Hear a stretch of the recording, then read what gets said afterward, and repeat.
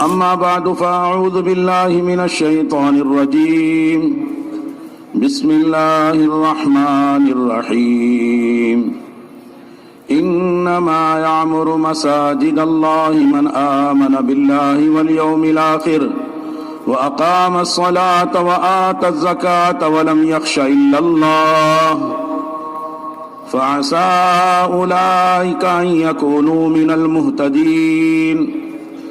أجعلتم سقاية الحاج وعمارة المسجد الحرام كمن آمن بالله واليوم الآخر وجاهد في سبيل الله لا يستوون عند الله والله لا يهدي القوم الظالمين.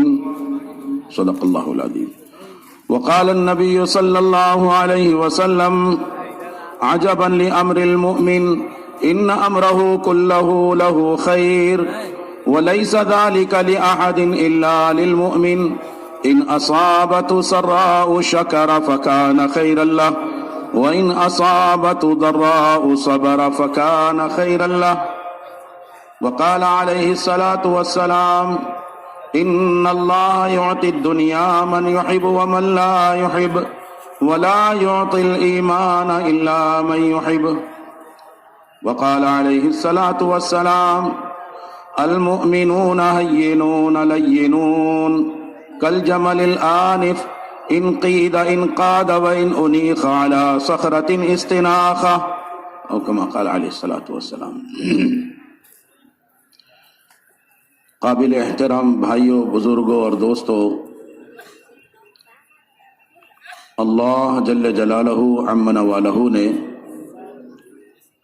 اپنے بندوں کو دنیا میں آخرت کی تیاری کے لیے بھیجا ہے. ہم اور آپ یہاں رہنے کے لیے، وقت گزارنے کے لیے اور دنیا کی چیزوں میں لگنے کے لیے نہیں بھیجے گئے. اللہ نے اپنی زمین پر اپنا خلیفہ بنایا ہے. انی جاعل فی الارض خلیفہ.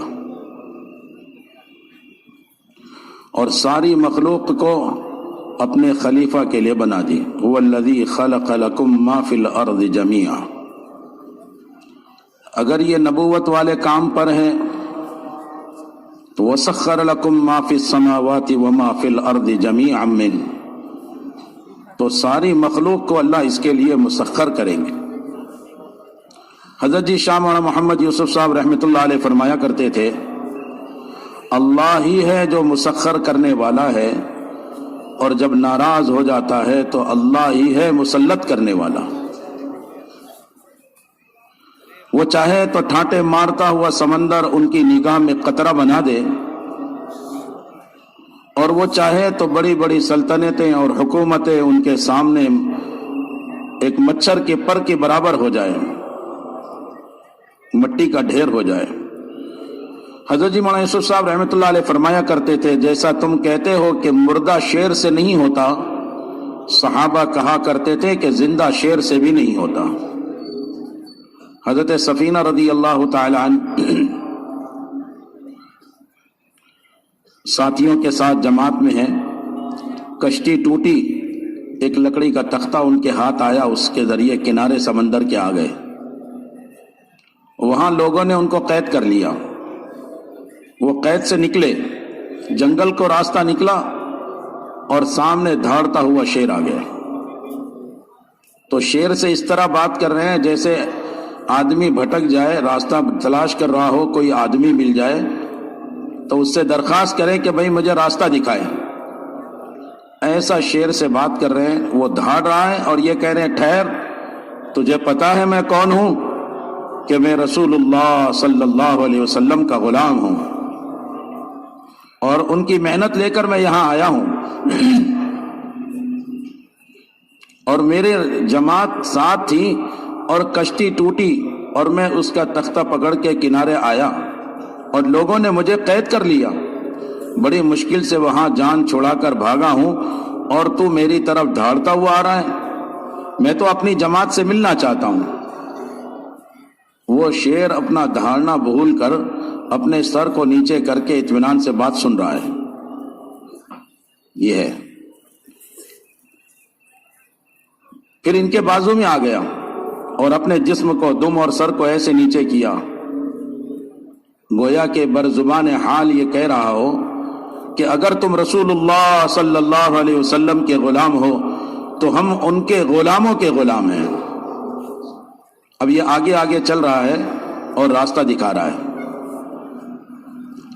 اگر راستے میں دائیں بائیں کوئی تکلیف نقصان دینے والی چیز نظر آتی تو یہ ادھر دوڑتا اور اس جانور کو پیچھے دھکیل کر آتا۔ اس طرح دائیں بائیں سے وہ حفاظت کرتا رہا، اور جب جماعت نظر آ گئی تو سر ایسے اونچا کیا کہ دیکھو میں نے جماعت کو دیکھ لیا، تم بھی دیکھ رہے ہو۔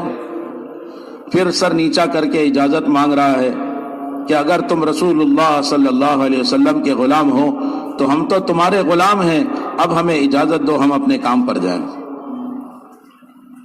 یہ ہے صحابہ کا مزاج، دل سے مخلوق کا تاثر نکلا ہوا ہے کہ مخلوق کیا ہے، چاہے وہ اپنی جسامت میں کتنی ہی بڑی کیوں نہ ہو، لیکن مخلوق ہے، محتاج ہے۔ لا یخلقون شیئا، کوئی چیز نہیں بنا سکتی۔ ولا یملکون لانفسہم ضرا ولا نفع، کہ اپنی ذات سے کسی کو نفع نقصان کیا پہنچائے، اپنی ذات سے اپنی ذات کو بھی نفع نقصان نہیں پہنچا سکتی۔ اپنی ذات کے وجود میں بھی محتاج، اپنی بقا میں بھی محتاج، اپنی فنا میں بھی محتاج، اور دوبارہ پیدا ہونے میں بھی محتاج۔ یہ ہے مخلوق، یہ ہے مخلوق۔ حضرت جی مولانا یوسف صاحب رحمۃ اللہ علیہ مثال دے کر سمجھاتے تھے، ہم کل کا انکار تو کرتے ہیں لیکن جز میں جا کر پھنس جاتے ہیں۔ اگر ایک شکل انسان کی سونے کی بنا دی جائے، اس کا سر بھی ہو، ہاتھ پاؤں بھی ہو، پورا جسم باڈی بنا دیا، چاہے وہ 1000 کلو کا ہو اور پورا پیور گولڈ، اب اگر کسی گناہگار سے گناہگار مسلمان کو بلا کر کھڑا کرو اور پوچھو اس سے کچھ ہوتا ہے، تو وہ آپ کو گھور کر دیکھے گا، دماغ خراب ہے، یہ 1000 کلو کی ہے، 10,000 کلو کی لا کے رکھ دو، اس سے کچھ نہیں ہوتا۔ کل کا انکار کر دیا، اور اب اس کا ایک ہاتھ توڑ دو اور وہ ہاتھ اس کو دے دو کہ یہ آپ کے لیے ہے، تو اب مسکرا کر کہے گا ارے اس سے تو میرے سارے کام بن سکتے ہیں، میرا گھر بن جائے گا، بچوں کی شادی ہو جائے گی، ایڈمیشن داخلے کا مسئلہ حل ہو جائے گا، مجھے فلاں سفر کرنا تھا، فلاں قرضہ تھا، سارے کام حل ہو جائیں گے، وہ گنانے لگے گا۔ کل کا انکار کر دیا، نہیں ہوتا، اور جز پہ آ کے پھنس گیا۔ کیوں کہ محنت نہیں کیا ہے تو ظاہری شکل کا انکار کر دیا اور اس کے جز کو لے کر اپنے مسائل کے حل کا یقین کرنے لگا۔ اس محنت کے ذریعے سے مخلوق کی نفی کرنا آ جائے، کہ دل کے اندر یہ بات بیٹھے کہ ساری دنیا کی جتنی چھوٹی بڑی چیز ہے، چاہے چیٹی ہو یا جبرائیل علیہ السلام، چاہے ذرہ ہو یا پہاڑ، چاہے قطرہ ہو یا سمندر، چاہے کوڑی ہو یا کروڑوں، چاہے جھوپڑی ہو یا محل، کوئی ہو، کہیں کا ہو، کچھ بھی ہو، کہ سب کے سب اپنے وجود میں محتاج ہے، تو یہ ہمیں نفع نقصان کیسے پہنچا سکتے؟ ساری کی ساری مخلوق مٹی کے ماٹھو کی طرح ہے، جیسے مٹی کا پتلا بنا دو، اس کی شکل ہے، ہاتھ پاؤں آنکھ ناک بنا دی اور سامنے رکھا ہوا ہے، تو دل یہ کہتا ہے یہ تو ہل بھی نہیں سکتا، یہ نفع نقصان کیا پہنچائے گا؟ اب چاہے ساری مخلوق میں کوئی نقل و حرکت کرے، سورج چل رہا ہے، اللہ کی قدرت سے چل رہا ہے، والشمس تجری لمستقر لها، چاند چلتا ہوا نظر آ رہا ہے، والقمر قدرناہ منازل حتی عاد کالعرجون القدیم، جیسے یہ اپنے بننے میں اللہ کا محتاج ہے، اپنے چلنے میں بھی اللہ کا محتاج ہے، اپنے باقی رہنے میں بھی اللہ کا محتاج ہے۔ ہاں یہ بات ضرور ہے کہ ساری مخلوق اللہ کی قدرت کا مظہر ہے۔ اللہ نے اپنی قدرت سے مخلوق بنا کر یہ انسانوں کو دکھایا ہے کہ میں اپنی قدرت سے بنانے والا اور اس کو باقی رکھنے والا، تو جیسا میں بنانے پر قادر، باقی رکھنے پر قادر، ایسے اس کو فنا کرنے پر بھی قادر ہوں۔ سب کو فنا کریں گے ایک دن. کل من علیہا فان ویبقى وجہ ربک ذو الجلال والاکرام.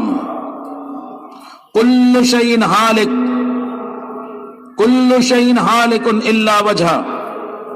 ہر چیز کو ختم کرنا ہے، اللہ نے طے کر لیا ہے، بنانے سے پہلے ختم کرنے کا ارادہ کیا ہوا ہے.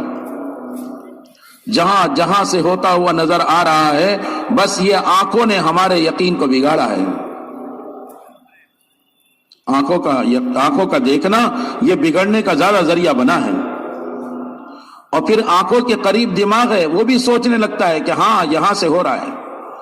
اور لوگوں کی آواز بھی آتی ہے تو کان بھی اس کے قریب ہے، وہ بھی سننے لگتا ہے کہ ہاں لوگ جو کہہ رہے ہیں صحیح کہہ رہے ہیں.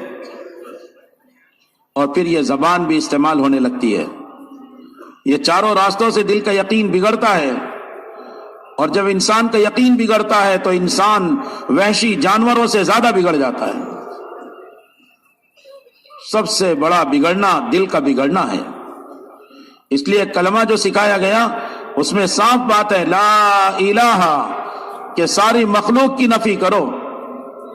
جہاں جہاں سے ہوتا ہوا دکھائی دے رہا ہے، یہ اس کا یقین دل میں اترا ہوا ہے، یہی بگڑا ہوا یقین ہے. اس کو دل سے نکالو. آنکھوں سے دیکھنے کی مشق کرو کہ یہ آنکھیں جو دیکھ رہی ہے تو یہ اصل نہیں ہے، اصل وہ ہے جو اللہ اور اس کے رسول کہہ رہے ہیں. یہ سب مخلوق ہے. دل کی گندگی کا نکالنا بہت ضروری ہے. اس گندے یقین کے ساتھ آدمی قبر میں جائے گا، اور قبر میں سب سے پہلے ایمان کا سوال ہوگا. من ربک، کہ تیرا پالنہار کون؟ تو انسانوں کا مزاج ہے کہ بچپن سے غلط دیکھا کہ ہاں ماں دودھ پلا رہی ہے تو بچہ خاموش ہو گیا. بچہ سمجھ رہا ہے ماں مجھے پال رہی ہے، یہ آنکھوں کا بگاڑ. پھر اس نے دیکھا کہ نہیں ابا لاتے ہیں تو اماں کھلاتی ہے، تو پھر یقین بدلا اماں سے ابا کی طرف. پھر سمجھ میں آیا بڑا ہوا تو کہ نہیں ابا تو نوکری سے لاتے ہیں، تجارت سے لاتے ہیں، عہدے سے لاتے ہیں، ڈگری سے لاتے ہیں، کھیتی سے لاتے ہیں، دکان سے لاتے ہیں. یہ یقین کا بگڑتا چلا گیا. اور یہ کہہ رہا ہے میں سمجھدار ہو گیا، اب مجھے پتا چل گیا اماں نہیں ابا پال رہے ہیں، ابا نہیں دکان پال رہی ہے. پھر بڑا ہوا تو دکان اور کھیتی اور تجارت کے چکر میں پڑا. اب خود کرنے لگا تو کہتا نہیں کوئی نہیں پالتا، پالنے والا تو میں ہوں، خدائی کا دعویٰ کرنے لگتا ہے. اگر اس کو اسباب فرعونیت کے مل جائے تو فرعونیت کے اندر پھر وہ دعویٰ کرے گا انا ربکم الاعلی. اس کو اسباب ملے. حالانکہ نعمتیں بڑی ہے تو شکر بڑھنا چاہیے، لیکن نعمتیں بڑی تو اپنی عقل کو سمجھا کہ میری عقل سے ہو رہا ہے، میری صلاحیت سے ہو رہا ہے. یہ بگڑا ہوا یقین جب دل میں لے کر قبر میں جاتا ہے تو وہاں یہ سوال ہے من ربک. اب یہ چیختا ہے ہاں لا ادری، ہائے افسوس، ہائے شرمندگی، میں نہیں جانتا میرا رب کون ہے، میرا پالنہار کون ہے. فرشتوں کو اتنا غصہ آتا ہے کہ تو نے اپنے رب کی کھایا اور اپنے رب کو نہیں پہچانا. تو ایسا برج لاتے ہیں. رسول اللہ صلی اللہ علیہ وسلم نے ارشاد فرمایا کہ مینا میں جتنے لوگ آتے ہیں یہ سب مل کر اس ہتھوڑے کو ہلانا چاہے تو اس کی جگہ سے ہلا نہیں سکتے، سرکا نہیں سکتے اس کو. پھر آپ کے ہاتھ مبارک میں چھڑی تھی، آپ نے اس کو دائیں بائیں اوپر نیچے کیا اور آپ نے فرمایا کہ جتنا میرے لیے یہ چھڑی ہلانا آسان ہے وہ دونوں فرشتوں کے لیے وہ ہتھوڑے کا ہلانا اس سے بھی زیادہ آسان ہے. ایسے طاقتور فرشتے. پھر آپ نے فرمایا اس کی آنکھ میں بجلی کی چمک ہوگی اور اس کی آواز میں بجلی کی کڑک ہوگی اور اس کے بال اتنے لمبے کہ وہ اپنے بالوں پر چل کر آئے گا اور اس کے دانت اتنے بڑے کہ زمین کو کھودنے کے لیے پھاوڑے کدال کی ضرورت نہیں، وہ اپنے دانت کے ذریعے قبر کی مٹی کو ہٹاتا ہوا آئے گا. وہ دونوں فرشتے آ کر ایسی زور سے چیخ کر کہیں گے بتا تیرا رب کون ہے، تو بس اس کے اوسان ختم ہو جائیں گے. آپ نے فرمایا اے عمر جانتے ہو یہ 2 گز زمین کے نیچے جاؤ گے تو تمہارا کیا بنے گا؟ جب تم سے فرشتے سوال کریں گے ایسی حالت میں. حضرت عمر رضی اللہ عنہ نے عرض کیا یا رسول اللہ صلی اللہ علیہ وسلم کیا آدمی کو قبر میں ہوش ہوگا؟ آپ نے فرمایا عمر ہوش ہوگا جبھی تو فرشتے اس کو سوال کریں گے. آپ نے فرمایا عمر جب تم سے سوال کریں گے فرشتے من ربک یا عمر، اے عمر تمہارا رب کون ہے؟ تو تم کہو گے ربی اللہ ومن ربکما، تم دونوں بتاؤ تمہارا رب کون ہے؟ تو فرشتے کہیں گے کہ عمر یہ بات سمجھ میں نہیں آ رہی کہ قبر میں تم ہم سے سوال کرنے آئے ہو یا ہم تم سے سوال کرنے آئے. یہ ایمان کے حلقوں میں بیٹھنے سے ایسا ایمان ترقی کرتا ہے. سیدنا عمر رضی اللہ تعالیٰ عنہ فرمایا کرتے تھے میں ایمان کے حلقوں میں اسی لیے بیٹھتا ہوں کہ اس سے میرا ایمان ترقی کرتا ہے. ایمان کی محنت ہے یہ، لیکن اللہ معاف کرے سب سے زیادہ غفلت ہمارے اندر ایمان کی محنت سے ہو رہی ہے. جو سب سے زیادہ بنیادی ضرورت شیطان نے ہم کو اس سے ہی غافل کر دیا. اور صحابہ سب سے زیادہ ایمان کے بارے میں فکر مند ہے. وہ روتے تھے، چیخیں نکل جاتی تھی. ابن ابی ملیکہ رحمت اللہ علیہ بڑے تابعی ہے، فرماتے 30 بڑے بڑے صحابہ سے میں ملا ہوں، میں نے دیکھا ہے دنیا سے جب جا رہے تھے تو روتے ہوئے جا رہے تھے ہمارا کیا بنے گا، ہمارا آخرت میں کیا بنے گا. آخرت کی فکر، آخرت کی فکر. دنیا اصل نہیں ہے، جتنا ہی جمع کر لو چھوڑ کر جانا ہے، سب کچھ رہ جائے گا، سب ٹھاٹ پڑا رہ جائے گا. جب لاد چلے گا بنجارا کیا جائے گا ہمارے ساتھ؟ کون ہمارا ہے؟ رو دھو کے سب بھول جاتے ہیں، جیسے ہم بھول گئے لوگ ہمیں بھول جائیں گے. اور آخرت جس دن قیامت قائم ہوگی، اللہ اکبر، ڈرایا جا رہا ہے یا ایھا الناس اتقوا ربکم ان زلزلۃ الساعۃ شیء عظیم. اے لوگوں اپنے رب سے ڈرو، ایک زبردست بوچھال آنے والا ہے. یوم ترونھا تذہل کل مرضعۃ عما ارضعت وتضع كل ذات حمل حملها وترى الناس سكارى وما هم بسكارى ولكن عذاب الله شديد. ایسا خطرناک دن ہے. مائیں اپنے پیٹ کے اندر جو حمل ہوتا ہے مارے خوف کے وہ حمل گرا دے گی. کتنا بھیانک خوف ہوگا. جو ماں ہر تکلیف کی حالت میں لپک کر اپنے بچے کو اٹھا کر سینے سے چمٹا لیتی ہے، جان دے دیتی ہے. جانور کا بچہ بھی ہو تو جانور بھی اپنے سینے سے بچے کو لگا لیتا ہے. قیامت کا دن ایسا ہے، وہ ماں جو اپنے بچے سے محبت کرتی ہے، دودھ پلا رہی ہے، ایسا بوچھال آئے گا کہ اچھال کر اپنے بچے کو اپنے چھاتی سے دور پھینک دے گی. اللہ ہم سب کے لیے آسانی کا معاملہ فرما دے. خطرناک دن ہے. فرمایا تم دیکھو گے کہ لوگ نشے میں ہوں گے لیکن وہ نشہ نہیں ہوگا. وَلَكِنَّ عَذَابَ اللَّهِ شَدِيدٌ، وہ زبردست بہت خطرناک اللہ کا عذاب ہوگا. سب ختم ہو جائیں گے، انسان، جنات، فرشتے. جبرائیل علیہ السلام کا بھی نمبر آ جائے گا. اللہ کا عرش سفارش کرے گا. اللہ کہیں گے آج کے دن خاموش ہو جا، کسی کی سفارش قبول نہیں. جبرائیل بھی ختم، میکائیل بھی ختم. موت کے فرشتے کا نمبر آئے گا. اللہ پوچھیں گے اب کون باقی ہے؟ کہا اوپر آپ کی ذات اور نیچے یہ خادم. اللہ اس سے کہیں گے تو بھی مر جا. حدیث پاک میں لکھا ہے سارے مر چکے ہوں گے، کوئی رونے والا نہیں، کوئی نہلانے والا نہیں، کوئی کفنانے والا نہیں، کوئی نماز جنازہ پڑھنے والا نہیں، کوئی دفنانے والا نہیں. ایسا خطرناک حال ہوگا. حدیث پاک میں لکھا ہے 40 سال تک اسی طرح ساری مخلوق پڑی ہوئی ہے. 40 سال کے بعد ساری مخلوق کو اللہ اٹھا کر ہاتھوں میں لے کر جھٹکا دے کر کہیں گے این المتکبرون، این الجبارون، این الملوک، لمن الملک اليوم. سناٹا ہے، خاموش. بڑے بڑے بولنے والے خاموش ہیں، ساری دنیا پر بادشاہت کرنے والے، ظلم کرنے والے سب خاموش ہیں۔ اللہ اعلان کریں گے للہ الواحد القہار، اکیلے تنے تنا اللہ ہے جن کی حکومت ہے، بادشاہت ہے۔ پھر حساب کا دن شروع ہوگا، وَكُلُّهُمْ آتِهِ يَوْمَ الْقِيَامَةِ فَرْدًا، ایک ایک کو اللہ کے سامنے کھڑا ہونا ہے۔ اقرا کتابک، اللہ کہیں گے تو خود اپنے نامہ اعمال کو پڑھ لے۔ کفا بنفسک اليوم علیک حسیبا، آج کے دن یہ تیرا نامہ اعمال دیکھنا یہ تیرے لیے کافی ہو جائے گا، تجھے سمجھا دے گا۔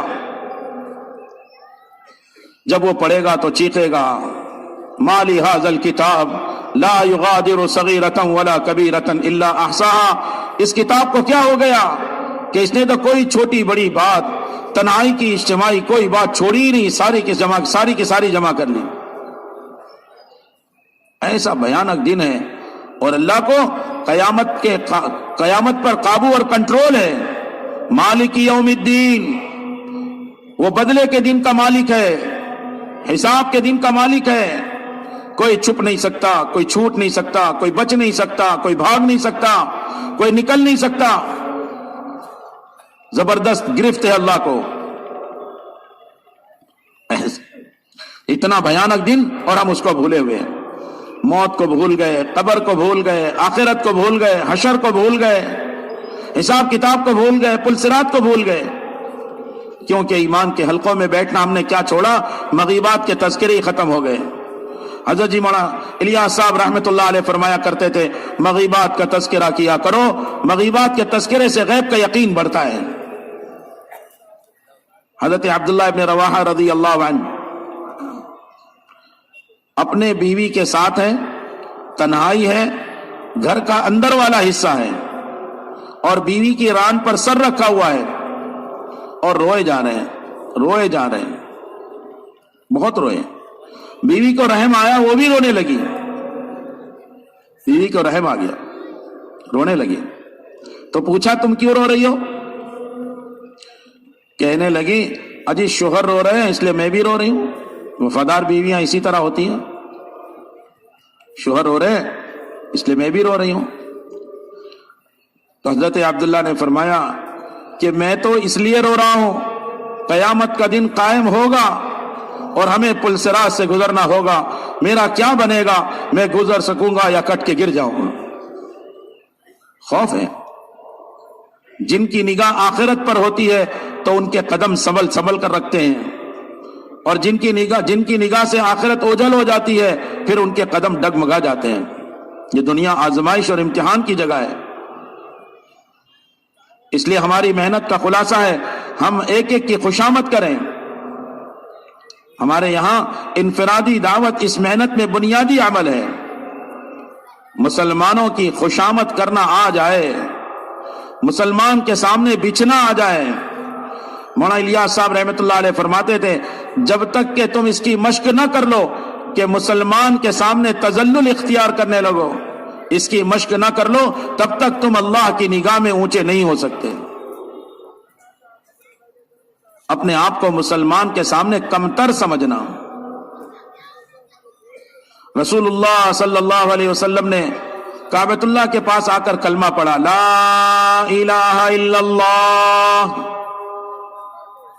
پھر آپ نے فرمایا کعبۃ اللہ تیری تعمیر کتنی عمدہ، تیری خوشبو کتنی اچھی، اور اللہ نے تجھے کس قدر قابل احترام بنایا ہے۔ لیکن کعبۃ اللہ تو سن لے، اللہ کی نگاہ میں ایک مسلمان کی قیمت تجھ سے بھی زیادہ ہے۔ حضرت مولانا سعید احمد خان صاحب رحمۃ اللہ علیہ دعا میں یہ کہا کرتے تھے، اے اللہ لوگ تجھ سے ملک و مال مانگتے ہیں اور میں تجھ سے مسلمانوں کی محبت مانگتا ہوں۔ آپ سب بھی مانگ لو کہ اللہ ہمیں مسلمانوں کی محبت نصیب فرما۔ اللہ سے مانگا کرو، مسلمان اللہ کی نگاہ میں بہت قیمتی ہے۔ لا تقوم الساعة حتى يقول احد اللہ اللہ، قیامت اللہ قائم نہیں کریں گے جب تک ایک بھی اللہ اللہ کہنے والا ہو۔ مسلمان کے پاس چل کر جانا حدیث پاک میں لکھا ہے جب یہ اپنے گھر سے مسلمان سے ملنے چل کر جاتا ہے اللہ اس کے ساتھ 70,000 فرشتے کر دیتے ہیں. بیمار کی عیادت کو جائے، صبح جائے تو شام تک اور شام کو جائے تو صبح تک 70,000 فرشتے اس کی مغفرت کی دعا کرتے رہتے ہیں. اور جتنی دیر یہ اپنے ملاقات میں ہے، گھر نہیں لوٹا، یہ اللہ کی رحمت میں غوطہ کھاتا رہتا ہے. اللہ نے کیسا قیمتی بنایا. یہ نقل و حرکت، یہ چلت پھرت، یہ مسجد کی جماعت میں افراد کا جانا آنا، یہ گھر سے مسجد، مسجد سے لوگوں کے گھر، دکان، ہمیں اندازہ نہیں کتنا طاقتور عمل ہے. اس کے درمیان کے جتنے باطل کے اڈے ہیں، اس طاقتور عمل کی برکت سے ہمیں کچھ نہیں کرنا پڑے گا. آپ دیکھنا اللہ اپنی قدرت سے ان کو جڑوں سے اکھاڑ پھینکیں گے. صاف ستھرا پاکیزہ ماحول تیار ہوگا. انفرادی دعوت اس محنت کی بنیاد ہے. ہمارے حضرت جی مولانا سعد صاحب دامت برکاتہم، اللہ ان کی عمر میں برکت عطا فرمائے، بار بار یہ کہہ رہے ہیں سارے فتنوں کا ایک علاج ہے کہ ہمارا عملہ انفرادی دعوت کو بڑھا دے. سارے غموں سے نجات کا ایک علاج ہے انفرادی دعوت کو بڑھا دے. مخلوق کا انکار کرنا سیکھے اور خالق کا اقرار کرنا سیکھے. اسی لیے انبیاء علیہ الصلوۃ والسلام کو دعوت کے لیے جب بھیجا جاتا ہے تو ان کے اسباب کا انکار کرتے ہیں. تمہارے جن اسباب میں تم الجھے ہوئے ہو اس سے نہیں ہوگا. اور مخلوق کا تاثر جب دل سے نکلے گا جب ہم اس کا انکار کرنا سیکھیں گے. خالق کا یقین دل میں تب اترے گا جب ہم بار بار اللہ سے ہونے کو کہنا سیکھیں گے. کیوں بھائی نیت کرتے ہیں سب؟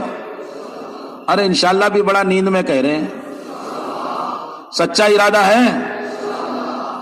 مولانا یوسف صاحب رحمۃ اللہ علیہ فرماتے تھے جب تم دعوت کے ماحول میں دعوت دو گے تو بے دینی کے ماحول میں بھی دعوت دینا آسان ہوگا.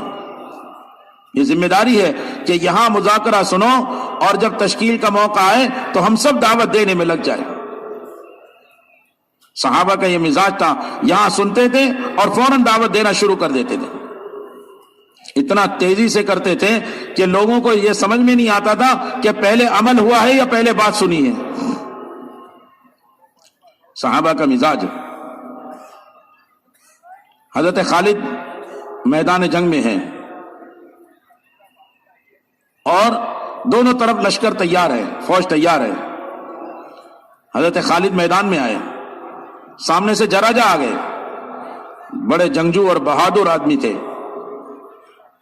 ان کے مقابلے پر کوئی بہادری آئے گا؟ حضرت خالد نے ان کو کہا کہ بھائی ہم آپ سے لڑنے تھوڑی آئے.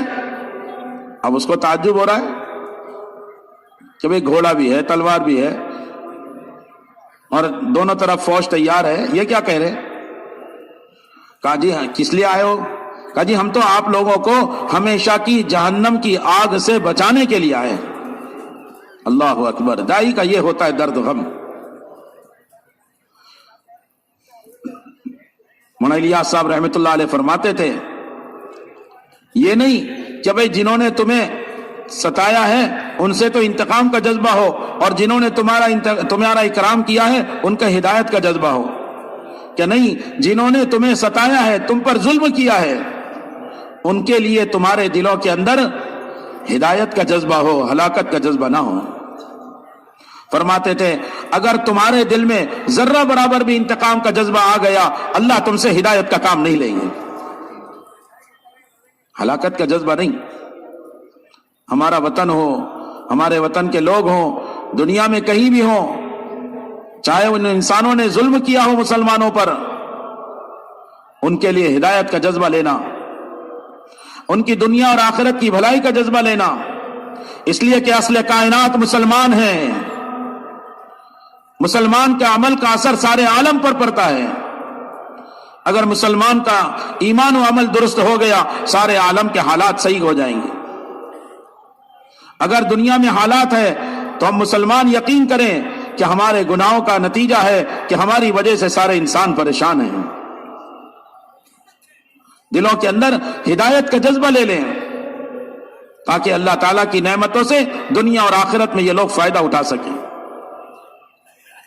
مسلمان تو وہ ہوتا ہے المسلم من سلم المسلمون من لسانہ و یدہ، مسلمان تو وہ ہے جس کی زبان سے اور جس کے ہاتھ سے کسی کو تکلیف نہ پہنچے۔ اکرام ایمان والے کا اخلاق سارے انسانوں کے ساتھ،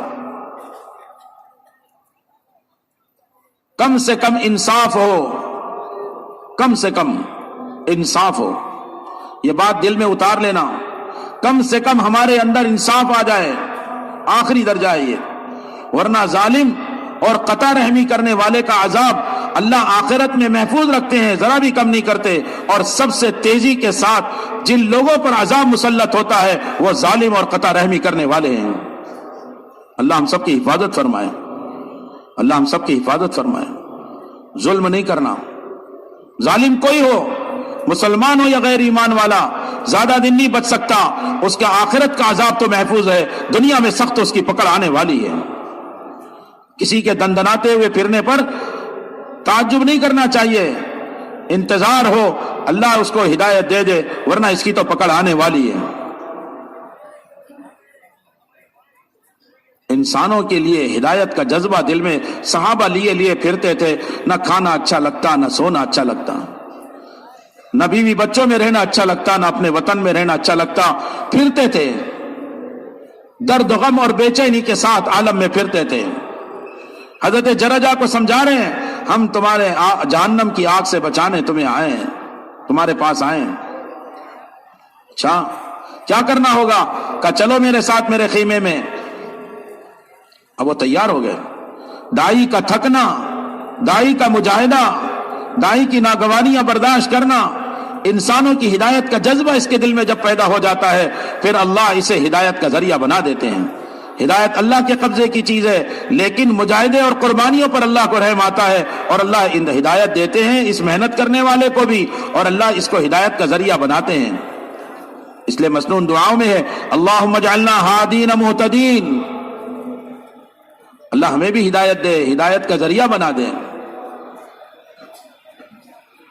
اب ان کے ساتھ خیمے میں آئے ہیں، خیمے میں آئے، ان کو غسل کرایا، پاک کپڑے پہنائے، دو رکعت شکرانے کی نماز پڑھی اسلام پر، ابھی کوئی نماز فرض کا وقت بھی نہیں ہے، اور پھر مسلمانوں کی طرف سے گئے ہیں اور اللہ کے راستے میں شہید ہو گئے۔ ایسے خوش نصیب لوگ تھوڑی دیر کے اندر جنت اڑا لی،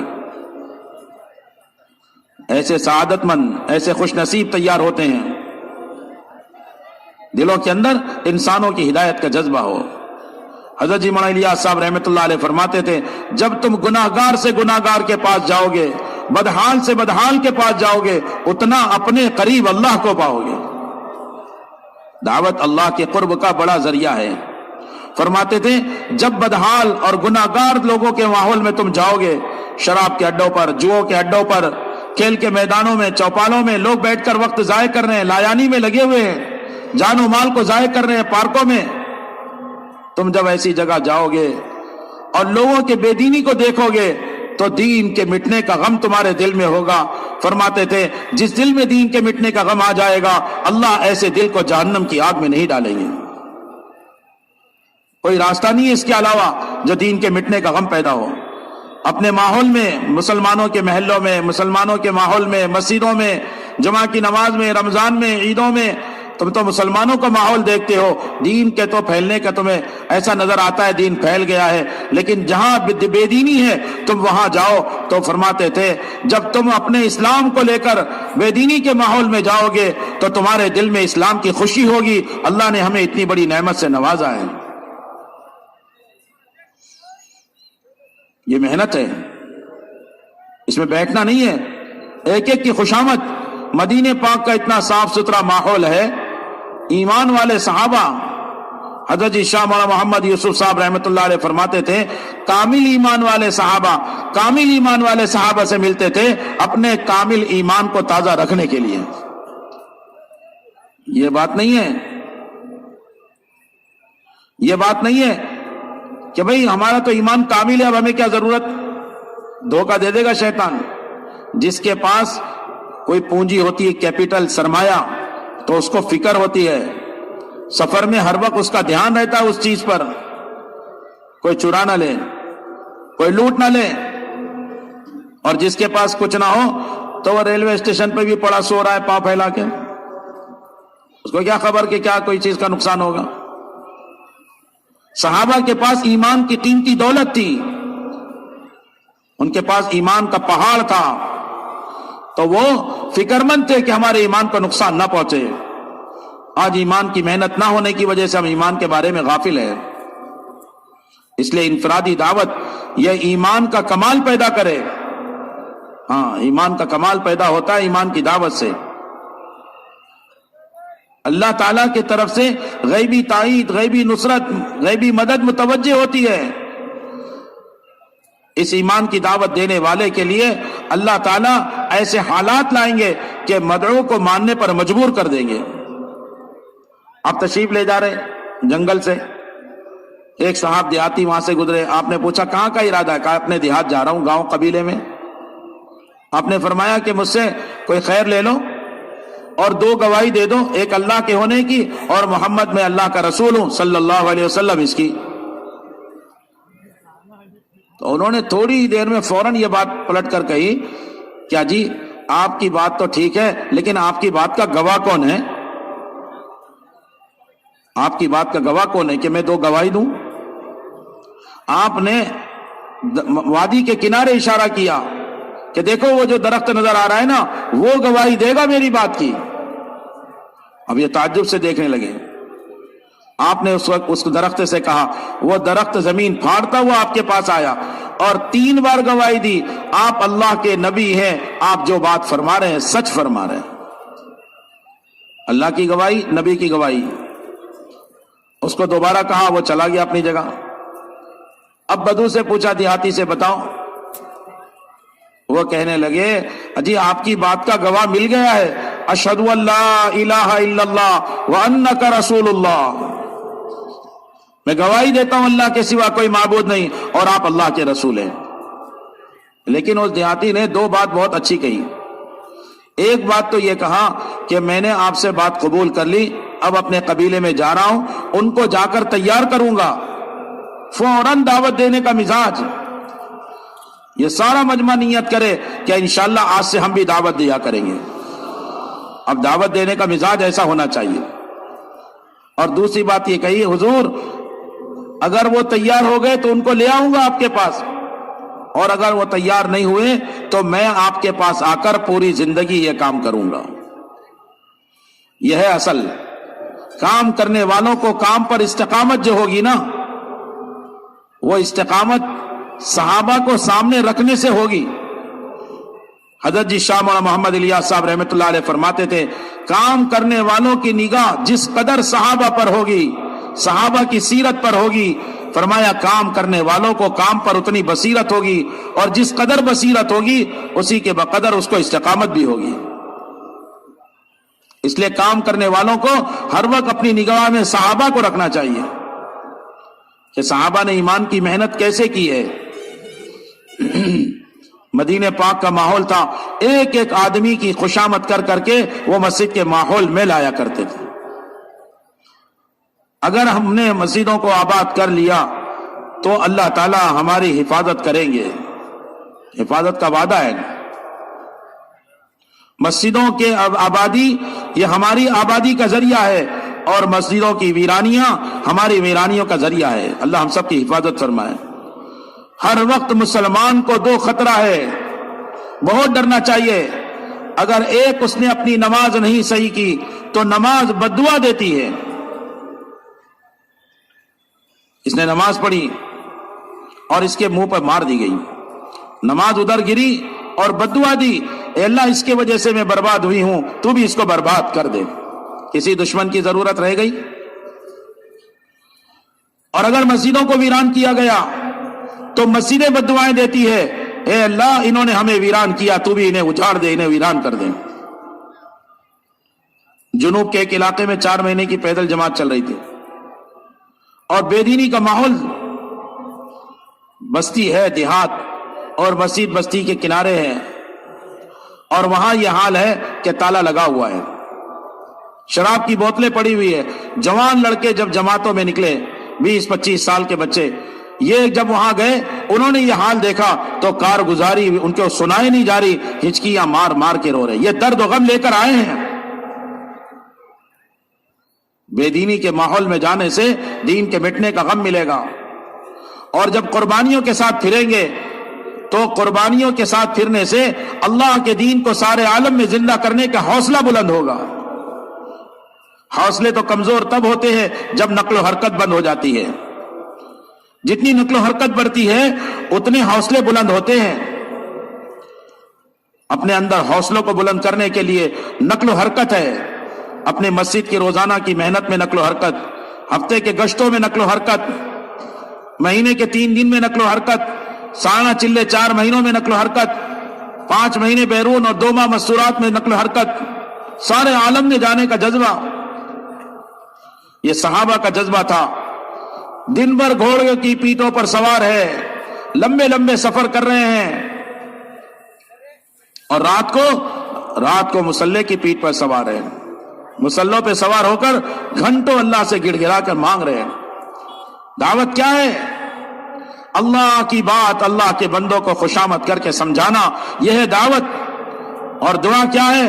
جب تم بندوں کے پاس جاؤ گے وہ اپنی حاجتیں رکھیں گے، ہم تیار ہیں، لیکن مسئلہ یہ ہے اپنے ساتھیوں کی حاجتوں کو، بندوں کی حاجتوں کو اللہ کے سامنے رکھنا، یہ دعا ہے. دعوت اور دعا لازم و ملزوم ہے. اگر ایک ہو دوسری نہ ہو تو وہ قبول نہیں ہوتی. دعوت ہے دعا نہیں تو قبول نہیں، اور دعا ہے دعوت نہیں تو قبول نہیں. تمہارے برگزیدہ لوگ بھی دعا کریں گے تو تمہاری دعا قبول نہیں ہوگی. دعوت کی ایک محنت ہے. یہ انبیاء علیہ الصلوۃ والسلام والی محنت، صحابہ کرام والی محنت، ایک بے چینی والی محنت ہے. صحابہ جو زندگی بھر ساتھ رہنے والے، وہ خود کہتے تھے کان رسول اللہ صلی اللہ علیہ وسلم متواصل الاحزان دائم الفکرہ لیست لہ راحہ طویل السکت. لمبی خاموشی ہے. ایسے تڑپتے تھے ماہی بے آپ کی طرح. بے چینی تھی، درد و غم تھا. انسانوں کو جہنم کی آگ سے بچانے کی فکر ہر وقت. آپ نے فرمایا میں تمہاری کمر کو پکڑ رہا ہوں اور آگ سے بچا رہا ہوں، اور تم ہے کہ میرے ہاتھوں سے نکلے جا رہے ہو. آپ نے فرمایا ایک وقت ایسا آئے گا آدمی صبح کو مومن ہوگا اور شام ہوتے ہوتے کافر ہو جائے گا. آدمی شام کو ایمان والا ہوگا اور صبح ہوتے ہوتے کافر ہو جائے گا. دین کے مٹنے کا غم کتنا آیا ہمارے اندر. مولانا صاحب رحمۃ اللہ علیہ فرماتے تھے تم ایمان کی محنت میں لگے رہو، اس سے تمہارا ایمان بھی بنے گا، اور ایمان بنتے بنتے اور یہ محنت کرتے کرتے اللہ تمہارے اعمال اور اخلاق بھی بنائیں گے، اور جب تمہارے اخلاق اچھے ہو جائیں گے تو لوگ تمہارے قریب آ کر ایمان کی محنت لے لیں گے. آج لوگ کہنے لگے ہیں مسلمان تو مسلمان ہیں، ہمارے برادر وطن بھی کہنے لگے ہیں ان کے جو اجتماعات ہوتے ہیں ان علاقوں میں اللہ کی رحمتیں آتی ہے. ہم لوگوں کا ساؤتھ افریقہ جانا ہوا، کیپ ٹاؤن میں اجتماع تھا. سسک رہے تھے وہاں کے لوگ، جانور مر رہے تھے. 3 سال ہو گئے کہنے لگے بارش نہیں ہے. اور ایسے محلے میں انہوں نے اجتماع رکھا، مینن برگ کر کے وہ محلے کا نام تھا، کہ وہ رات و دن آپس میں لڑائی جھگڑے گولیاں. بڑی گاڑی حکومت والوں نے وہاں رکھی ہوئی تھی ان کے چوراہے پر. ہفتے میں ایک جنازہ تو ہوتا ہی. ایسے بے دین اور جہالت کا ماحول، اور تبلیغ والوں کو جگہ وہی ملی. اب جب وہ ایک ہفتہ نہیں گزرا تو وہاں کے لڑائی جھگڑے ختم. حکومت کے لوگ آ کر پوچھنے لگے بھئی کیا ہو رہا ہے یہاں؟ 1 ہفتہ ہو گیا کوئی گولی نہیں، کوئی لڑائی جھگڑے نہیں. تو انہوں نے کہا جی ہم نے یہ کام شروع کیا ہے، یہاں زمین کی ہمواری ہے، پنڈال کا بنانا ہے، لوگوں کا آنا جانا ہے، نماز ہے، تعلیم ہے، آنے والوں کا اکرام ہے.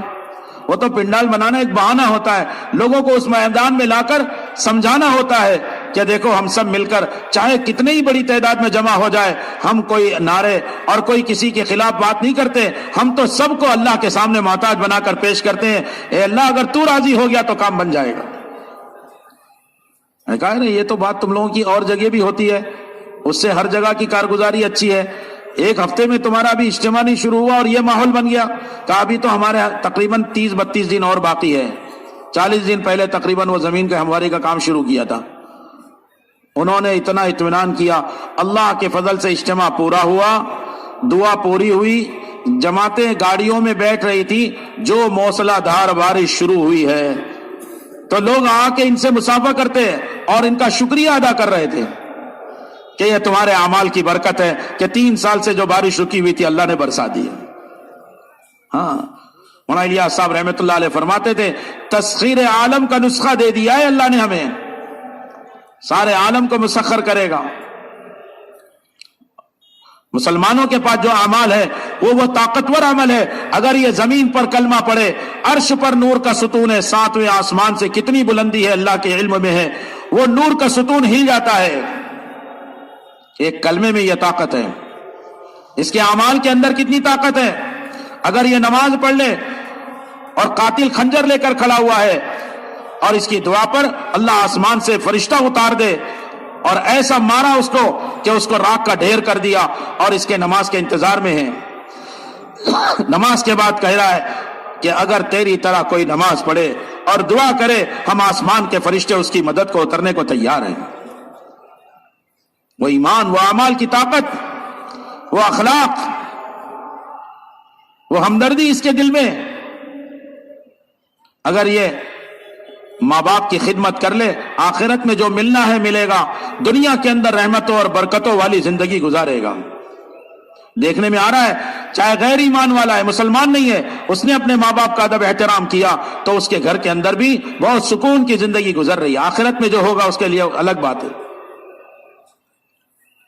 اور مسلمان ہے, ماں باپ کو پریشان کیا ہے, ستایا ہے, تو پھر اس کے حالات خراب ہیں, بے چینیاں ہیں, اسباب ہیں, الجھنیں ہیں, مال ہے, دشمنیاں ہیں, چیزیں ہیں, برکت نہیں ہے. کیوں کہ اس نے اپنے ماں باپ کو پریشان کیا ہے. ایک بڑے عالم اپنے ماں کے قدموں کو چومنے لگے, پاؤں کو, تلووں کو. وہ لیٹی ہوئی ہے اور یہ تلوے چوم رہے. تو ماں نے کہا تم تو اتنے بڑے عالم ہو بیٹے, لوگ تو تم سے مصافحہ کرتے ہیں, ہاتھ چومتے ہیں, تم میرے پاؤں چوم رہے ہیں. کہا نہیں, میرے اللہ کے نبی کی خبر کا یقین میرے دل میں اتنا آیا ہے, مجھے یقین ہے تیرے قدموں کے نیچے جنت ہے, اس لیے میں اپنی جنت کو چوم رہا ہوں. 4 مہینہ لگا کر آیا ساتھی, بری حالت میں زندگی گزارنے والا تھا, اور باپ سے اتنا ناراض, اور باپ بھی اس سے اتنا ناراض, قسمیں کھا لی تھی کہ تیرے جنازے میں شریک نہیں ہوں. ایسی حالت.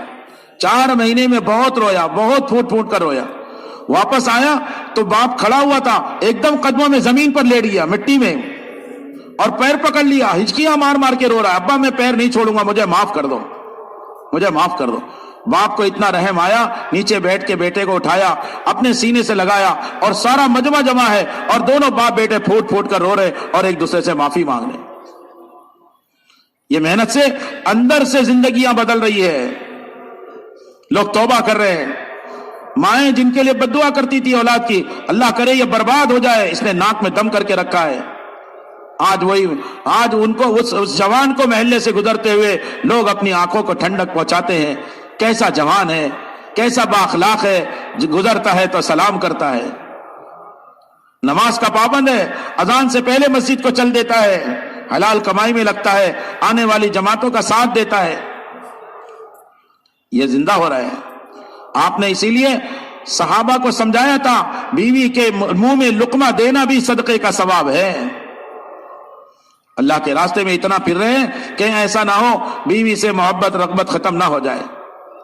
بیوی بچوں پر جو تم حلال کما کر خرچ کرتے ہو, قیامت میں سب سے پہلے جب نماز روزہ تولنے کا وقت آئے گا, اس سے پہلے تم نے بیوی بچوں پر جو خوش دلی سے خرچ کیا ہے, نامہ اعمال تولنے میں سب سے پہلے یہ رکھے جائیں گے. آپ نے فرمایا قیامت میں جب نیکی تولی جائے گی, سب سے زیادہ وزنی نیکی اس کی ہوگی جس کے اخلاق اچھے ہوں گے, ہمدردی, اخلاق. اور فرمایا تم میں سب سے اچھا وہ ہے جو اپنے گھر والوں کے لیے اچھا ہے, اور میں تم میں اچھا اس لیے ہوں کہ میں اپنے گھر والوں کے ساتھ اچھا سلوک کرتا ہوں. 9 گھر ہیں, کھانے کو کچھ نہیں ہے, لیکن ایک طرف سے بھی شکایت نہیں ہے, کیونکہ آپ کے اخلاق اتنے اچھے ہیں. ہم تو ایک بیوی دو بچے بھی ہوں ان کو بھی راضی نہیں رکھ پاتے کیونکہ اخلاق اچھے نہیں ہیں. گھر کی تعلیم کیوں نہیں شروع ہو رہی؟ کہ اخلاق کی کمزوری ہے جس کی وجہ سے گھر کی تعلیم میں کمزوری ہے. حلال کمائی کمانے والا جب اس نیت سے کمائے کہ میں کسی کے آگے ہاتھ نہیں پھیلاؤں گا، اپنے بچوں پر خرچ کروں گا، تو اللہ تعالیٰ کے سامنے قیامت میں آئے گا، اس کا چہرہ 14ویں کے چاند کی طرح چمک رہا ہوگا. حلال کمائی کمانا عبادت ہے. اپنے کمائیوں میں سے وقت نکالنے کو کہا جا رہا ہے کہ اپنی کمائیوں کو مختصر کرتے چلے جاؤ. اور حلال کمائی میں برکت تب ہوگی جب یہ اللہ کے احکامات زندہ کرے گا. تم چاہے کتنے ہی کماؤ لیکن اللہ کے احکامات کو توڑ کر کماؤ گے، کبھی اس میں خیر و برکت نہیں آئے گی، بلکہ تم مال کمانا بڑھاتے چلے جاؤ. ڈاکٹر کی قیمت، ڈاکٹر کا کما رہے ہو، وکیلوں کا کما رہے ہو، دشمنوں کا کما رہے ہو، چوروں کا کما رہے ہو، کہ کیوں تم نے اللہ کے حکموں کو توڑا ہے. یہ کمائیوں میں برکت نہیں ہوتی. اگر حلال بھی کمائی کمایا اور اس کمائی کو کما کر فخر کرنے کے لیے مکان لباس تیار کیا، سواری تیار کیا، قیامت میں اس حال میں آئے گا کہ حلال کمائی کمانے والا ہے، باوجود اس کے اللہ اپنی نگاہ رحمت اس پر نہیں کریں گے. ذمہ داریاں ہیں ہماری، اس محنت کے کرنے والوں کی بڑی ذمہ داریاں ہیں. ماشاءاللہ جو لوگ پہلے حقوق کی پامالی کرتے تھے 4 مہینے لگا کر ایسے اخلاق اور ایسی ہمدردی والے ہو گئے کہ انہوں نے تلاش کر کر کے قرضہ ادا کیا ہے.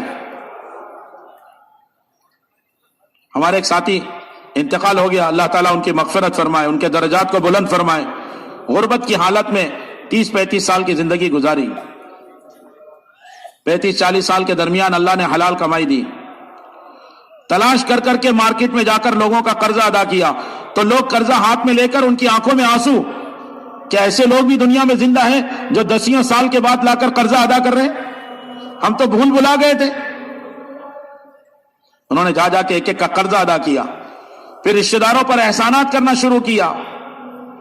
تو لوگوں نے کہا یہ کیا بات ہے، اتنے دن کے بعد تمہیں مال ملا ہے؟ کہا اللہ نے اسی لیے تو دیا ہے کہ تاکہ تم پر میں خرچ کروں. آپ نے فرمایا مال خرچ کرنے سے کم نہیں ہوتا. غریب بلال کو کہہ رہے ہیں انفق یا بلال، اے بلال خرچ کیا کر. اپنی بیوی سے کہہ رہے ہیں انفقی یا عائشہ، اے عائشہ خرچ کیا کر. اپنے عرش والے سے کمی کا خوف نہ کیا کر. خرچ کرنے پر مال بڑھتا ہے. آج ہمارا مزاج خرچ کرنے کا نہیں ہو رہا. صحابہ کا مزاج تھا جو ہے اس میں سے خرچ کرو. آپ نے حضرت ابو ہریرہ کو بلایا، ایک تھیلی دی اور کہا ابو ہریرہ اس کو کھولنا نہیں، اس کو گننا نہیں، اس کو دیکھنا نہیں. اب اللہ کے نبی کی بات ہے، امانت داری کی. اتنے بڑے محدث ہیں، کیسے گنے؟ لیکن انسان میں تجسس کا مادہ تو ہوتا ہے کہ تھیلی ہے کتنی بڑی، وہ تو ہاتھ لگائے گا، اندازہ تو لگائے گا اس میں کتنی کھجور ہے. لیکن کہا تھا آپ نے کھاتے رہنا کھلاتے رہنا. ہم اپنی اولادوں کو دیتے کھاتے رہنا اور چھپا کے رکھنا. اللہ ہمارے قصوروں کو معاف فرمائے. اور بعض لوگ ایسے سمجھدار ہیں، وقت لگانے والے، اب انہوں نے یہ ترتیب بنائی ہے صدقہ دینا ہے کسی کو تو بچوں کو کھڑے کرتے. لو ایک صدقہ سینکڑوں لوگوں کے ہاتھ سے گزرتا ہے تو سینکڑوں کو اللہ کی طرف سے اجر و ثواب دلاتا ہے. ہاں بچوں کو عادت ڈالنے کے لیے، جاؤ یہ خالہ جان بیچاری بیوہ ہے، جاؤ یہ پھوپھی جان بیچاری متعلقہ ہے، جاؤ فلاں جو ہے مقروض ہے، تو بچوں کے ہاتھ سے بھجواتے ہیں. بچوں کو دینے کی عادت ہوتی ہے. جب ان کے والدین دنیا سے چلے جاتے ہیں یہ عادت میں ان کے اضافہ ہو جاتا ہے. آپ تو بیج بو رہے ہیں، چاہے اخلاق کے ہوں، چاہے سخاوت کے ہوں، اور چاہے تو بد اخلاقی کے اور بخل کے ہوں. اپنے بچوں کے سامنے غیبت بھی مت کرنا، ورنہ ان پر غیبت کا بھی برا اثر پڑتا ہے. جیسے ہمارے دلوں پر ظلمت چھاتی ہے ایسے ان کے دلوں پر بھی ظلمت آ جاتی ہے، چاہے گود کا بچہ کیوں نہ ہو. کوئی بے حیائی اور برائی کا کام نہیں کرنا. ہماری جو محنت ہے نا اس کے سارے پہلو کو یاد رکھنا ہے. یہ 6 صفات ہیں. مولانا الیاس صاحب رحمۃ اللہ علیہ فرماتے تھے ہر نمبر ایک سمندر ہے، ہر نمبر ایک سمندر ہے. سمندر کا کیا مطلب؟ کہ سمندر کہ سب اس کے اندر، ہاں ساری دنیا اس کے اندر ہے. 29% تو زمین ہے اور باقی 71% تو سمندر ہی سمندر ہے. یہ بمبئی کا جو سمندر ہے نا تقریباً 11 کلومیٹر زمین میں گہرائی ہے اس کی، 11 کلومیٹر نیچے. تو کتنا بڑا سمندر ہے اللہ کی قدرت سے. تو ایسے فرماتے تھے ہر نمبر ایک سمندر ہے، اس کی گہرائی ہے، اس لیے محنت ہے. یہ ہماری محنت کے اندر، یہ دعوت کے اندر کام کرنے والوں میں یہ 6 صفات آ جائیں گے، اللہ ان کو محبوب بنا لیں گے، اپنا بھی محبوب اور مخلوق کا بھی محبوب. صحابہ کی وہ مقبولیت ہے، انسان تو انسان ہے، جانور بھی ان کو راستہ دکھا رہے ہیں اور ان کی اطاعت کر رہے ہیں. حضرت عبداللہ ابن عمر آئے اور دیکھا راستے میں بھیڑ لگی ہوئی ہے. کہا بھائی کیوں آپ لوگ راستہ روکے ہوئے ہو؟ انہوں نے بتایا کہ سامنے شیر بیٹھا ہوا ہے، کس کی جرأت نہیں ہو رہی آگے جائیں گے. تو یہ نیچے سواری سے اترے، مجمع سے آگے گئے، اس شیر کو کان کے ذریعے پکڑا، اس کا کان پکڑا زور سے اور مروڑا. وہ کھڑا ہوا، اس کی گردن پر تماچا لگایا اور ایسے اس کو جنگل کی طرف دھکیلا، وہ چلا گیا. اب آ کر کوئی بڑائی نہیں جتا رہے، بلکہ آ کے فرما رہے ہیں سچ فرمایا میرے حبیب حضرت محمد صلی اللہ علیہ وسلم نے کہ ابن آدم جن جن چیز کا یقین دل سے نکالتا چلا جاتا ہے اللہ تعالیٰ اس چیز کو اس کے حوالے کرتے چلے جاتے ہیں. جس چیز کا یقین دل میں بٹھاتا ہے اللہ تعالیٰ اس چیز کو اس پر مسلط کرتے چلے جاتے ہیں. یہ تھا اللہ نے سب کو تابع کیا تھا ان کے. ٹھاٹے مارتا ہوا سمندر قطرہ نظر آ رہا ہے، کوئی گھبراہٹ اور خوف نہیں ہے. ایک صحابی کہہ رہے ہیں یہ نطفہ تمہیں کیا روکے گا. حضرت سلمان فارسی رضی اللہ تعالیٰ عنہ کہہ رہے ہیں کہ سعد تم نبیوں والے کام کو لے کے نکلے ہو، اور نبیوں والے کام کی خوبی یہ ہے کہ ساری مخلوق ان کے لیے مسخر ہو جاتی ہے.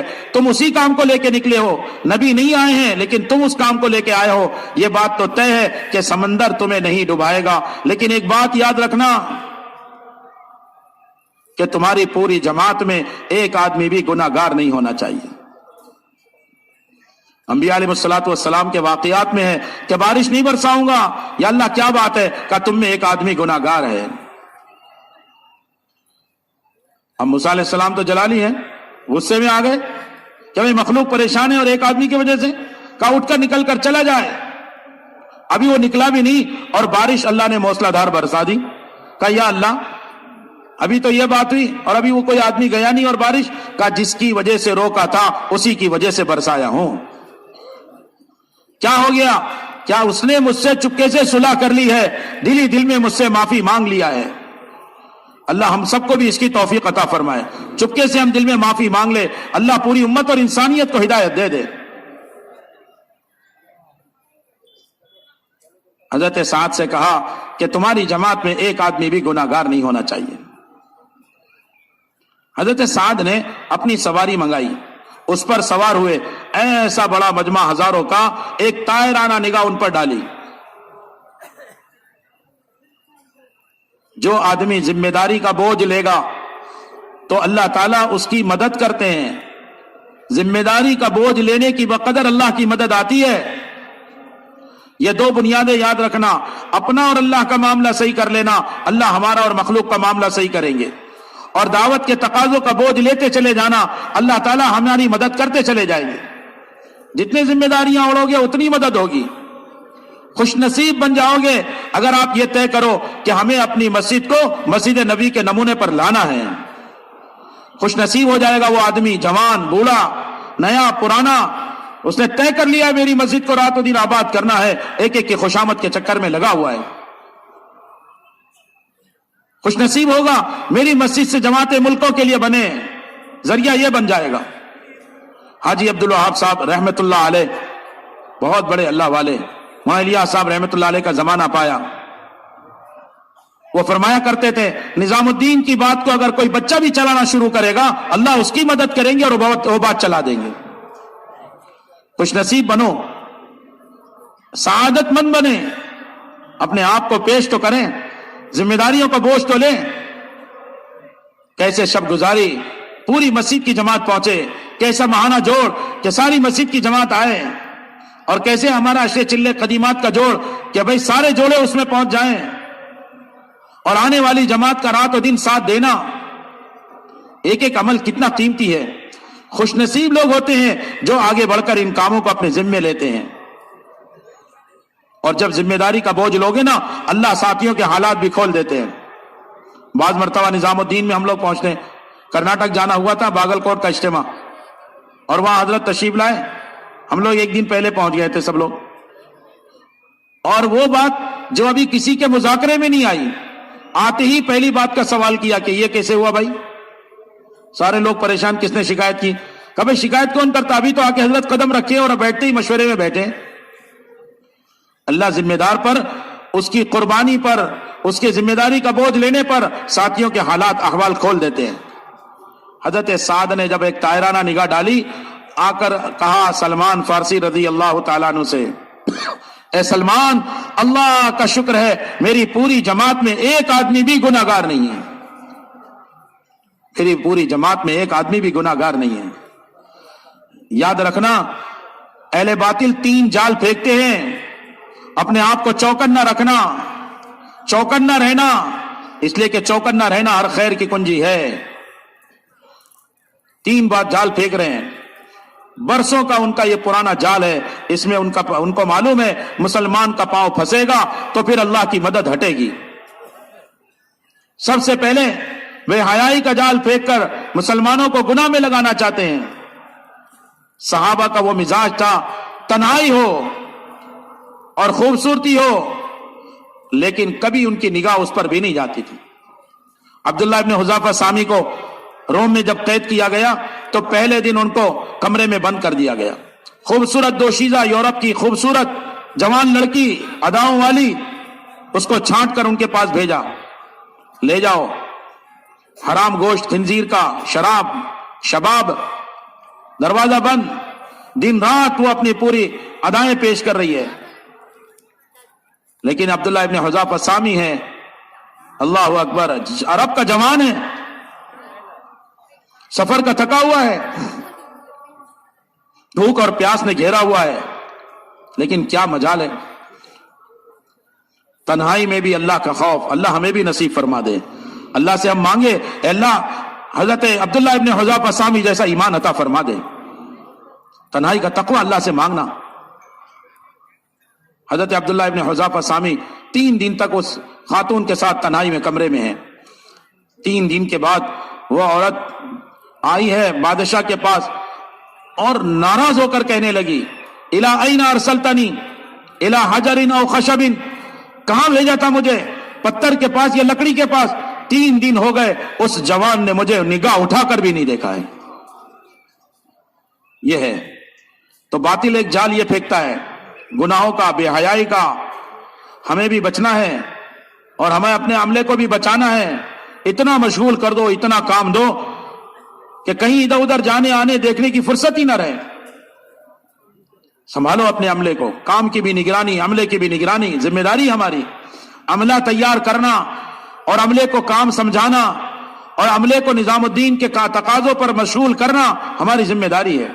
حضرت مولانا سعید احمد خان صاحب رحمۃ اللہ علیہ فرمایا کرتے تھے، جس علاقے کے ذمہ داروں کا جتنا تعلق نظام الدین سے ہوگا اس علاقے کا کام صحیح رخ پر بھی ہوگا، ترقی کے رخ پر بھی ہوگا اور ساتھیوں کی بھی ترقی ہوتے رہے گی. اپنے عملے کو جوڑو، ان کو بھیجو 5-5 مہینے کے لیے تاکہ 15 دن نظام الدین کے تقاضے پر لگائیں. ان کو بھیجو 2-2 مہینے کے لیے، 1-1 ماہ کی نصرت کے لیے، 4-4 مہینے کی پیدل جماعتیں نظام الدین ہو کر جائے اور آئے. یہ مزاج بناؤ.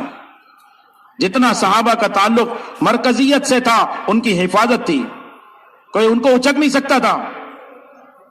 آج جو لوگ فتنوں کا شکار ہوتے ہیں جب اپنے اجتماعیت سے ہٹتے ہیں اور جب اپنی مرکزیت سے ہٹتے ہیں اور ایک امیر کی اطاعت سے ہٹتے ہیں تو پھر کسی نہ کسی چیز میں مبتلا ہو جاتے ہیں. اپنے آپ کو محفوظ رکھنا. صحابہ کی یہ 3 بنیادیں تھی، اجتماعیت، مرکزیت اور ایک کی اطاعت، جس پر اللہ کی غیبی مدد نصرتیں متوجہ تھی. دوسرا جال جو پھینکتے ہیں وہ لالچ کا. اتنی تنخواہ دیں گے، یہ داڑھی لباس بدل کر آ جاؤ، اور داڑھی لباس ہے اس کا چوتھائی بھی نہیں ملے گا. اب بتاؤ اس کا کیا اس کے اندر قصور ہے؟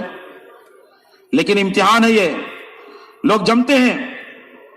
ہمارے یہاں بمبئی میں ایک ساتھی آیا، کہنے لگا مولانا، وہ کہہ رہا ہے یہ داڑھی ٹوپی میں آیا ہے 8-10 سال پہلے کی بات ہے. کہنے لگا 2000 تنخواہ دوں گا تجھے میں, حالانکہ گریجویشن کمپیوٹر کا جاننے والا.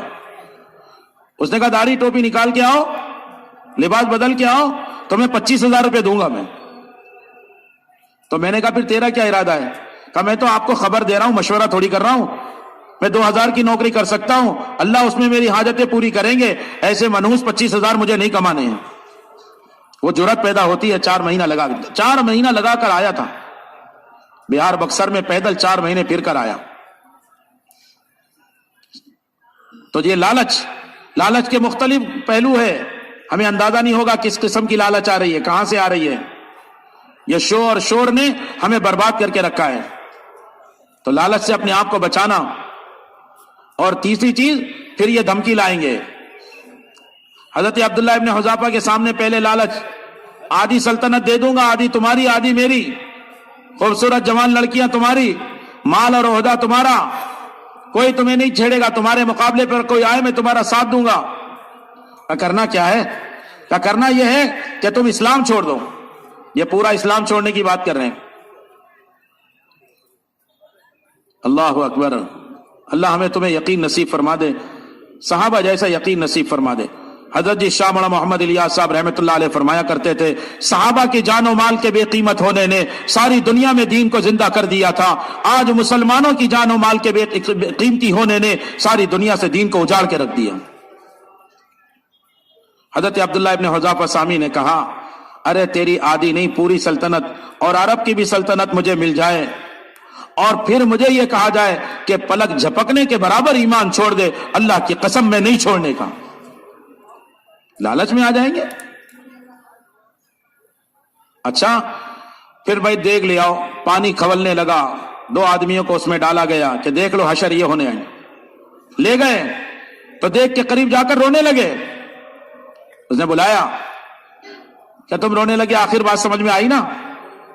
کہا نہیں تم سمجھو گے نہیں. کہا کیا نہیں سمجھوں گا؟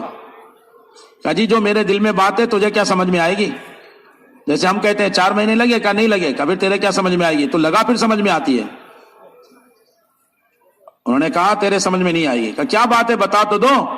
کہا بات یہ ہے اللہ کا دین بہت قیمتی ہے, اور آج جان دینے کا موقع آیا ہے, اور پورے جسم کے اندر ایک جان ہے.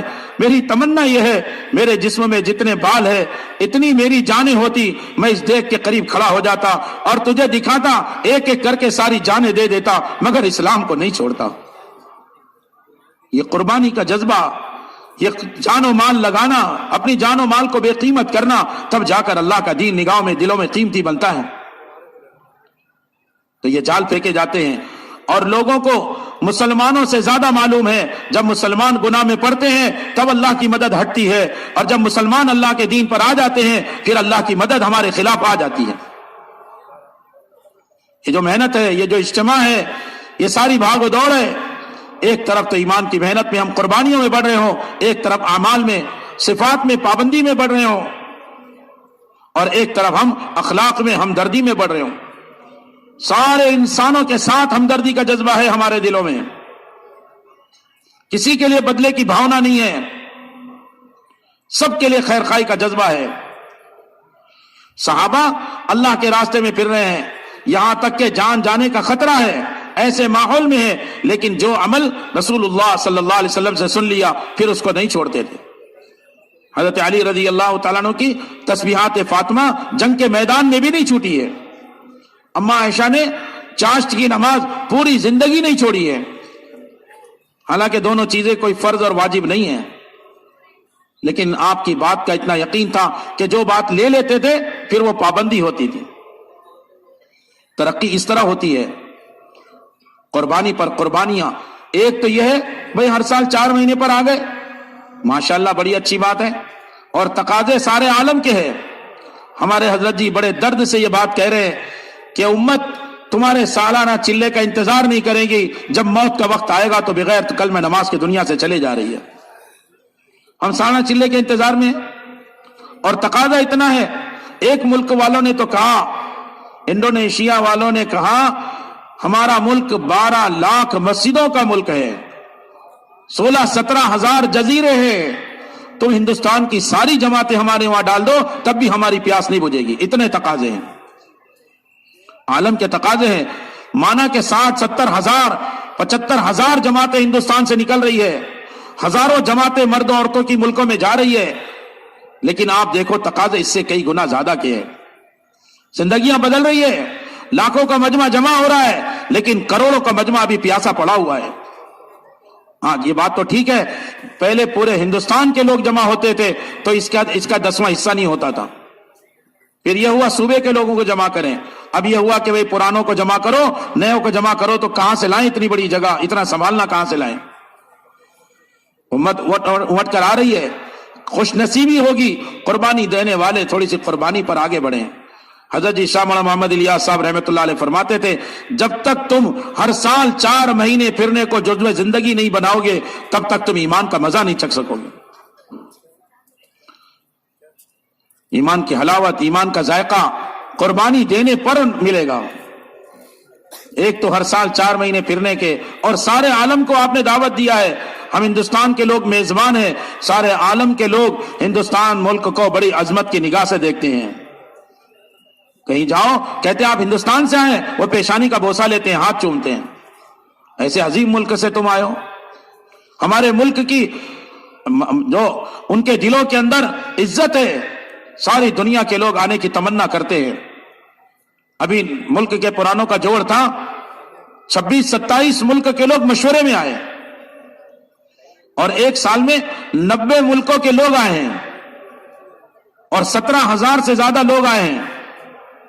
ہاں, اور اجتماع جو ان کا ہوتا ہے 2 سال میں نظام الدین میں, تقریباً 25,000 کے قریب لوگ آئے ہیں. تو امڑ کر مجمع آ رہا ہے. اب وہ چاہتے ہیں کہ ہمیں کام کی فضا میں, کام کے ماحول میں, آندھرا میں جماعتیں آتی ہے, اتنا خوش ہو کر جاتی ہے. یہاں کے لوگ بڑے متواضع ہیں, خدمت گزار ہیں, جماعتوں کا ساتھ دیتے ہیں. ہم نے ان کے یہاں عملاً اعمال دیکھے جو نظام الدین میں کہے جاتے ہیں. کارگزاریاں سناتی ہے جماعت. آپ کا ہر ضلع ماشاءاللہ ملکوں کی جماعت لیتا ہے. اللہ تعالیٰ نظر بد سے حفاظت فرماوے. تو اب ان کو سنبھالنے کے لیے آپ جیسے ذمہ دار اور پرانوں کی ضرورت ہے. تو 4 مہینے پھرنے کے, اور 2 ماہ کہ جی 2 ماہ بغلے والی مسجد نظام الدین کے, جن کا مستورات میں وقت لگائیں وہ 1 ماہ نصرت میں نظام الدین آتے ہیں. تو آنے والے جماعتوں کو مطمئن کرنا, کام کے ماحول میں لے جا کر کام سکھانا. اس کے لیے دیکھو جس طرح آپ نے سنجیدگی اور وقار اور سکون کے ساتھ اتنی قربانی, رات کا تھکنا, رات کو اٹھنا, سردی برداشت کرنا, ٹھنڈے پانی سے وضو کرنا, ناگواریاں, اتنی دور چل کے جانا, سارے قربانی دے کر بھی آپ حضرات اتنا سکون سے بیٹھے ہیں. اللہ تعالیٰ آپ کے اس بیٹھنے پر ہم سب کو ہدایت نصیب فرما دے. بڑی قربانی دیا ہے آپ نے. اب ایک درخواست ہے, ہمارے کام کرنے والے ساتھی اب تشکیل کا کام کریں گے. آپ حضرات کے تعاون سے یہ کام ہوگا اور پورا حصہ آپ کا لگے گا. سچ بتاؤ, آپ اگر میری جگہ ہوتے تو آپ کی تمنا ہوتی کہ کوئی آدمی اٹھ کر جائے؟ تو جیسے آپ کی تمنا نہیں ہوتی, ایسے ہمارے بھی یہی ہو رہی کہ بھئی ہم سب مل کر تعاون کریں گے اور ہم سب مل کر کام کریں گے. کیوں بھائی اس کے لیے سب تیار ہیں؟ اور یہ نیت کرو کہ سب سے پہلے ہم اس کام کو اپنا کام بنائیں گے. ارے بڑا ٹھنڈا ہو گیا.